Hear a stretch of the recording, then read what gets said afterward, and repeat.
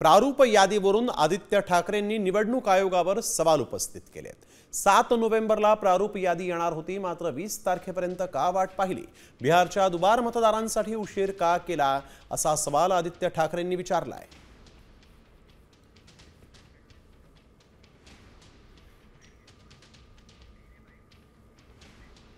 साधी गोष्ट म्हणजे जी प्रारूप यादी आलेली आहे काल ड्राफ्ट रोल, ती पहिलं तर आपल्याला आठवत असेल 7 तारखेला येणार होती, 7 नोव्हेंबरला। मग सांगितलं गेलं की नाही आता 14 तारखेला येणार, ती परत त्या दिवशी सांगितलं नाही आता 20 तारखेला येणार। आणि एकंदर प्रश्न हाच होता आम्हाला की थांबलेत नेमके कशासाठी? बिहारच्या निवडणुकीसाठी थांबलेत, जेणेकरून तिकडचे काही दुबार मतदार जे दिल्ली, महाराष्ट्र, हरियाणा, जिथून बिहारमध्ये नेले होते भाजपने, ते इथे हलवण्यासाठी थांबलेले आहेत।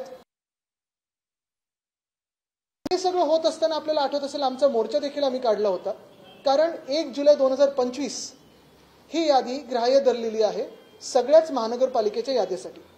एकतर म्हणजे जुलै ते आतापर्यंत जे 18 वर्षाचे मतदार आहेत, फर्स्ट टाइम वोटर्स असतील, त्यांना अधिकार तर मिळणारच नाही, ही वेगळी गोष्ट।